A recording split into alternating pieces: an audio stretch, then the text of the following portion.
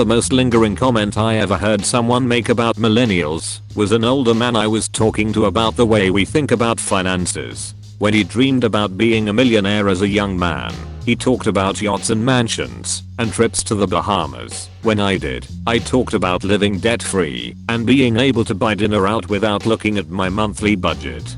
He heard me out, took me seriously, and at the end of it all, he nodded and looked at me and asked, "Do you know who you remind me of?" And I said no I didn't, and he nodded some more. My mother. She grew up just before the depression hit, and she saw people lose everything left and right. And whenever she talked about finances, she sounded just like you. He paused for a moment and said, "I never really thought about what growing up like that would do to a generation." He still brings that conversation up, years later. He hasn't made a single derisive comment about millennials since. Years ago, my husband sent an email to Nintendo, asking them a bunch of questions about Mario 64. Stuff like, how do bobbums reproduce, and who does the second baby penguin belong to, and that. I bring it up because one of the 50 odd questions asked was, why is there no furniture in Princess Peach's castle? Nintendo of Europe answered every question, so I can canonically tell you that Princess Peach is so rich that she owns 2 castles, one for furniture and one for all her artwork. In case you're wondering, the answers to the other 2 are, through a mixture of gunpowder and love, and no one. It is its own penguin. There's extra, and then there's Princess Peach. I'm running a D&D campaign with my siblings and mom, who are all big Mythbusters fans, so obviously I made Jamie Hyneman and Adam Savage NPCs. Adam is a human, and Jamie, Jam 13, is a robot. Adam claims to have built Jam 13, and is not satisfied with his inability to emote properly, but is very satisfied with his walrus-like facial hair. Jam 13, however, claims to have grown Adam from a test tube and named him after the biblical figure, and says he is clearly a very primitive approximation of a human being. Insight checks on who is lying are useless, because both of them fully believe they are telling the truth. You're doing the God's work, my dude. I'm gonna start answering my parents. How Donald Trump answers questions. How does he answer questions? Well, there's a lot of ways he answers, and a lot of questions that need to be answered, and one of my close friends asks me, a good friend, he says, and I tell ya has a good, close friend, he says, are we gonna answer some questions? And you see this guy and this guy's got some real questions to answer. Wave hand. We've got a lot of real, important, good questions to answer. Rules my grandma's psychiatrist gave her in 56. 1. Get some cheap dishes and break them when you get upset. 2. Learn how to say no and don't feel guilty about it. 3. Buy something frivolous for yourself once in a while, like a new hat. 4. Never again do anything you don't want to do. That's damn good advice.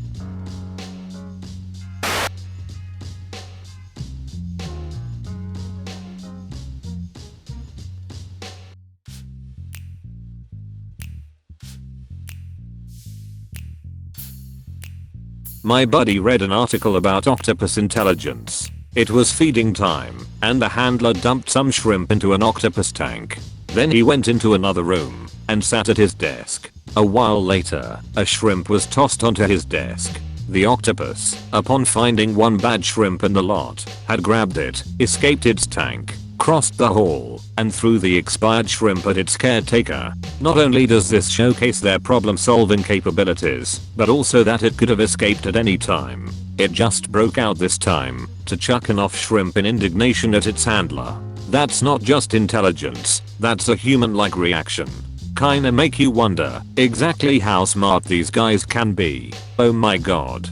I went to the aquarium once, and we had a tour, and we walked past the octopus tank, and it was duct taped shut. So I asked why, and the guy was like, well, we had a problem before, because these fish were disappearing randomly at night, and we had no idea why. Turns out, the octopus had memorized the night guard's rounds, and would creep out of its tank, crawl across the floor to the fish tank, have a little snack, and be back in its own tank with the lid shut, before the guard came back. They are super smart. I love octopuses so much.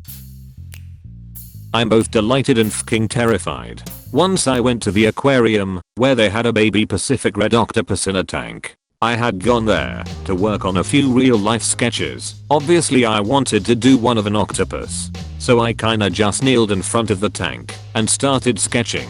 The octopus didn't mind. He sat happily. Then, 5 minutes later, he started moving to the front of the tank where I was. This tiny octopus faces me directly and starts posing. I don't know how other to explain it, but he started curling his tentacles in this really graceful way, then wouldn't move for a few minutes. Then again, a new pose. That tiny cute motherfucker knew I was drawing him. Okay, boomer marks the end of friendly generational relations. Now it's war. Gen Z has finally snapped over climate change and financial inequality. Boomers. Calls Gen Z stupid. Boomers. Calls Gen Z sensitive. Boomers. Calls Gen Z snowflakes. Boomers. Calls Gen Z. Gen Z. Okay, boomer. Boomers.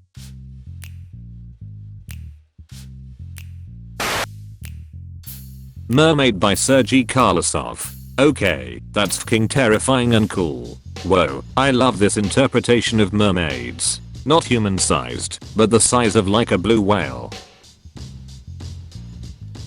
Anyone who says you can't give flowers to boys clearly hasn't tried it. Seriously, give a boy some roses, they get adorably flustered and go all red. It's the most precious thing. Give more boys flowers. Crush stereotypes now. We love flowers, give us flowers. Till that because of a mistranslation, Jimmy Carter told the Polish people in 1977 that he desired them carnally and that he had left the United States to never return. Imagine being a Polish citizen and you hear the American president say he's here to F and he's not leaving. Pet beds were on sale and I had a coupon, so guts got a new bed.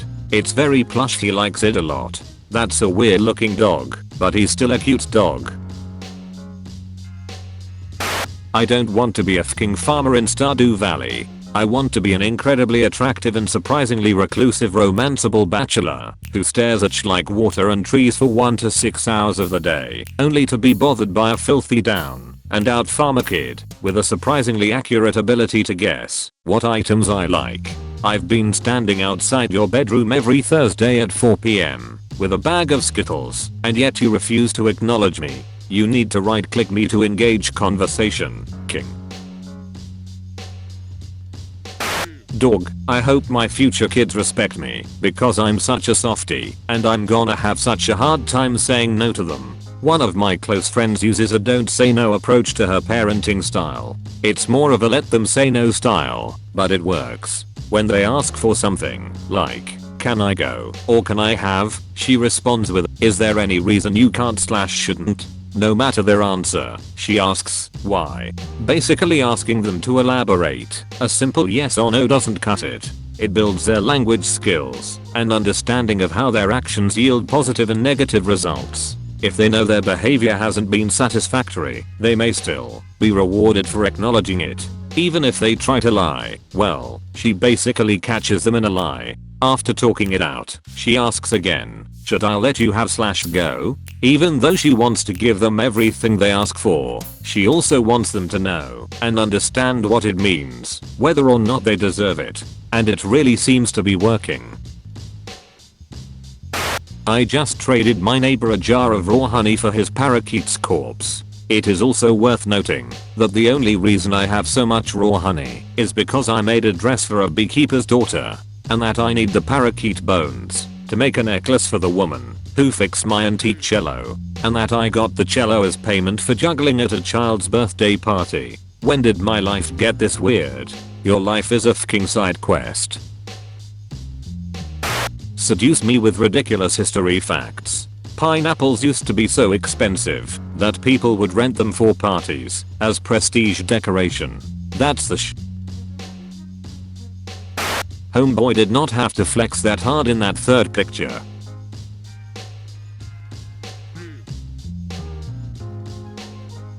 Bacchino Mulatto, Caravaggio, 1593. My favorite thing about this post is that someone saw those photos of that cat and went, ah yes, I know exactly which 15th century Baroque painting this reminds me of. On New Year's Eve here in New Zealand, some people built a sandcastle island, complete with a picnic table, when the tide was out, so that when the tide came back in, they would have their own private island, and therefore not be subject to the local liquor ban. Good job, New Zealand. You forgot the best part. Public drinking has been banned in the entire Coromandel area, and violators could have faced fines up to $250. However, the construction attracted admiration from the police, with Inspector John Kelly commenting, "That's creative thinking. If I had known about it, I probably would have joined them." What if prey didn't have to suffer? Meet the people who want to turn predators into vegans. There are actual people out there who want to genetically modify carnivores so they no longer eat other animals. I'm going to fly away from this planet. Goodbye. Yeah, let's just F up the entire ecosystem because I'm uncomfortable with the fact that nature doesn't conform to my worldviews. Me, in 4th grade. Gifted classes. 12th grade reading level. Smart child.